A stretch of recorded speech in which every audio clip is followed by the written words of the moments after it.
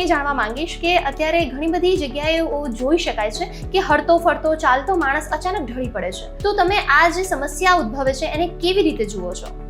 જ્યારે કોઈ પણ વ્યક્તિ અચાનકથી ઢળી પડે ત્યારે સૌથી અગત્યની બાબત છે કે પેશન્ટનું હૃદય બંધ પડી ગયું છે કે નહીં તે જોવું જોઈએ, જેને મેડિકલ ભાષામાં કાર્ડિયાક અરેસ્ટ કહેવામાં આવે છે.